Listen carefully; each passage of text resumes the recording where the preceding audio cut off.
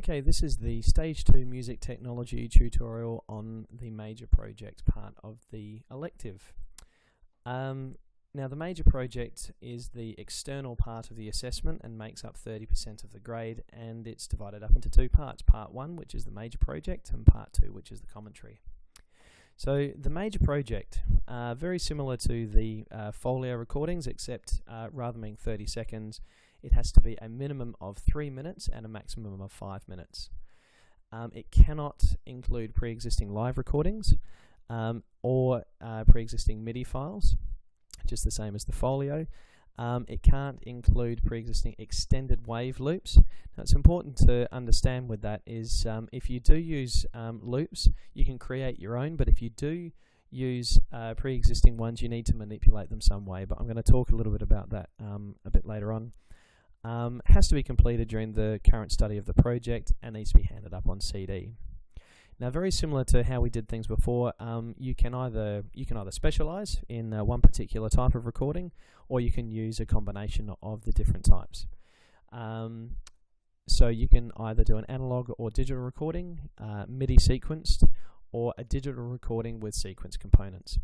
So what we're going to do now is just go through each of those different things.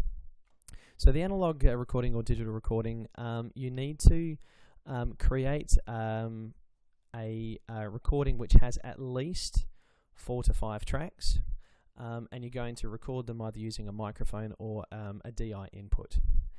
Once you've actually made those recordings, then just the same way as we had to do with the minor project is we needed to apply some different effects, and we also had to master the track once it was done. No sequence tracks may be included in this recording, and no tracks from pre-existing live recordings, loops or WAV files are to be used. Very similarly with the MIDI sequence piece, you need to create a piece for at least 6 instruments, each on its own track, and one of those needs to be a multi-timbral percussion track, which is most typically like a drum kit. Now, what's really important to understand with any of these different types of recordings is that part of the criteria is that you have a certain number of tracks to produce. But when we actually record drums, very often the most effective way to record drums is to break up the different parts of the drum kit and record it separately or on its own track. But if you record the drum across 3 tracks, 5 tracks, however many tracks you have, that is only going to count as one. So what you're not allowed to do is to have a complete recording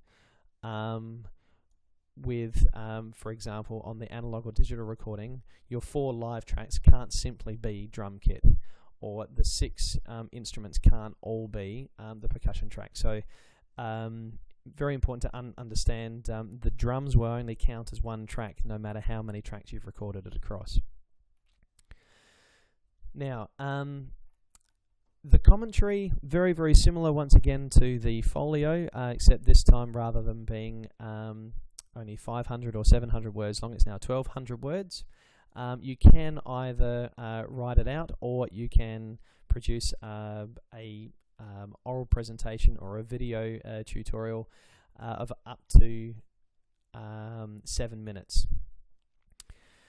Once again, if you do decide to do the oral presentation or the video recording, it does need to be backed up with some written work in that as well.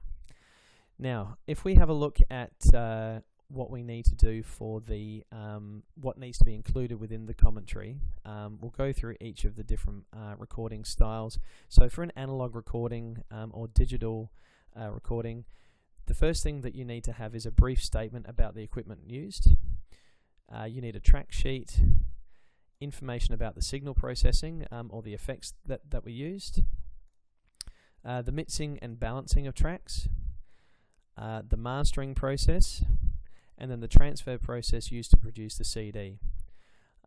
So there's quite a lot to cover, and you will use your 1200 words up reasonably quickly. Just the same thing for the MIDI sequence piece. You need to provide a brief statement about the equipment used, the instrument track sheet, the method of data entry, the editing processes used, information about the signal processing, the mixing and balancing of tracks, mastering, transferring to the CD, as well as a short discussion of the musical aspects of the piece. Very similar for the digital recording. So look, what we're going to do now is we're going to have a bit of a look. This is the rubric which you're going to be marked against, and what we're going to do is I'm going to go through a example of a student's work who achieved within the A standard. So if we go to that now this student did their major project using sequence components. Now, even though a lot of this was MIDI, if you've chosen to do the analog recording, many of the things that this student has used to write their commentary, the things that they've included are going to be, or the way that he structured it is going to be very similar.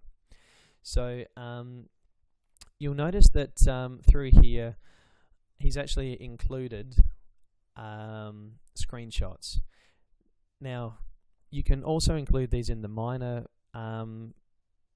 projects. You don't have to if you don't want to.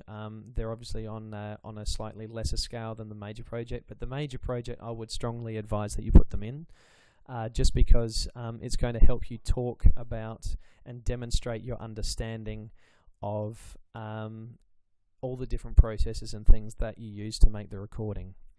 Okay,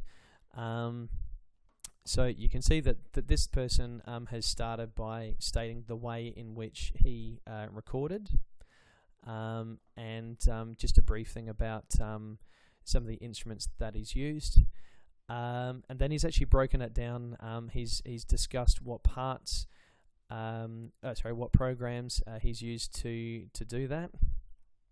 Now I won't go through all of this. Once again, this is all on the website. You can go through and have a read, and I'd strongly suggest that you do that. Definitely read the exemplars and read the and listen to the recordings. It really helps you get an understanding about where you're heading, which is very important. Now, this particular person has recorded a piece which was it was quite long. I think it was close to the 5-minute mark, and he actually had different movements for it. He had 8 different movements. And the thing that's really kind of got this person up into the A bracket was that he went beyond just describing what he'd done, but he'd actually gone through and discussed his thought process and his creative process, why he's actually done it, and then linked that back to why he's chosen specific effects and things like that. So if you can actually link why you've done something, or try to link it to, for example, if you're trying to create a specific effect to create a specific mood or a specific emotional feel, it's that in-depth analysis and reflection which is going to take you up to the next level. The other thing that he's done is, so this would obviously be within the edit window of the program. He's also taken screenshots of all of the different settings and levels as well, which is very, very useful in terms of supporting what he's said in the commentary itself.